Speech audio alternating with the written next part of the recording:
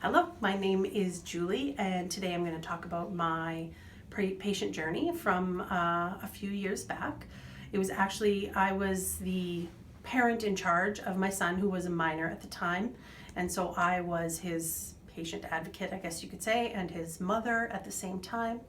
The story is kind of complicated. When my son first presented in emergency at Children's Hospital, they didn't know what was wrong with him because he had a very rare condition that he was afflicted with. And a couple of times he was misdiagnosed. So we ended up coming to Emerge 4 times before being admitted the last time. And then once he was admitted, he was in emergency and then Children's Hospital for 6 weeks. So I think looking back, one of the most difficult things that we had to deal with was not so much the misdiagnosis, because it was such a rare thing that he was afflicted with. I understand that it could have gotten missed, and even as a parent, when you don't know, when you're not a medical professional, that is understandable. So yes, it was frustrating to be sent home a couple times, but the hardest part was when we did present in emergency the last time. We had a very young doctor who was fantastic, and I wish I could recall his name to this day, who immediately when we presented told us straight out, we know exactly what is wrong with your son. We're going to help you and we're going to fix him, and you're not going anywhere. You're going to be here for a long time. And he was very straight up about that. So I really appreciated the fact that he was very forthcoming with me, and he treated me with respect, and he was very straightforward. Unfortunately, that was where things started to take a turn, because after he said that to us, we then spent the next 14 hours in the emergency department trying to get to the point where we were admitted, which we already knew we were being admitted. So that is really where the patient journey falls apart for us. I felt very frustrated with the fact that once we knew what our diagnosis was and we knew that we weren't going anywhere, it seemed to take not hundreds of people, but several people and several steps to get to where we needed to be.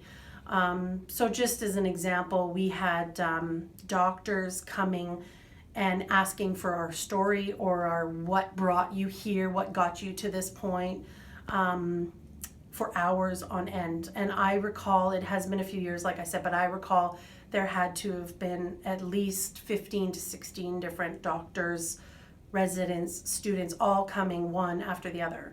So not only was it difficult as a parent or as the person in charge to keep telling that story over and over again, it was also difficult on my son because he was a minor and he was extremely ill, that he had to kind of sit there as the person to look at, the example, the story being told over and over again.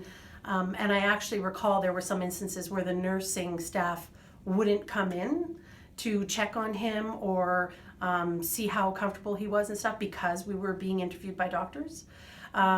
Which was a little upsetting. Again, in hindsight, you know, when you're living it, you're kind of in your bubble, but I felt like that was a bit of a barrier to our care. And there were times where I felt a little bit disrespected in the fact that they just kept asking me, and to the point where I finally said, I'm not telling you guys anymore how this started, when it started. You have to talk amongst yourselves, because I was exhausted, he was exhausted. And it just was too much after, you know, about the 10th person. So that was probably the most difficult part. I understand that things don't happen within 5 minutes if you present really sick to the hospital. But that was a difficult thing. Once we did finally get to the ward that he stayed on, the burn ward, the staff there were phenomenal, and they were so attentive. And they were very, very good at explaining everything to us and always keeping us in the loop.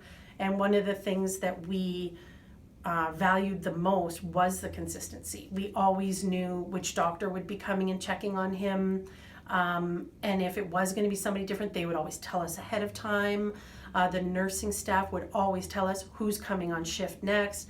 So that right there was totally different, and it kind of made it bearable. Being in the hospital with your child is not really bearable, but so that part of the journey was very, very good.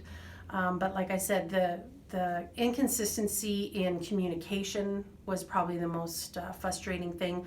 And I understand that these people need their information and they need to learn and they need to get all the data they need. But when you're told at hour 1 you're being admitted, but you have to wait 14 hours worth of paperwork and whatever it is, admitting in computers, and everybody wants to see what's going on, that was probably the hardest part. But and on a good note, he's perfectly fine now. He's a grown man and healthy as a horse. So, you live and learn. Great, thank you. You're welcome. Thanks.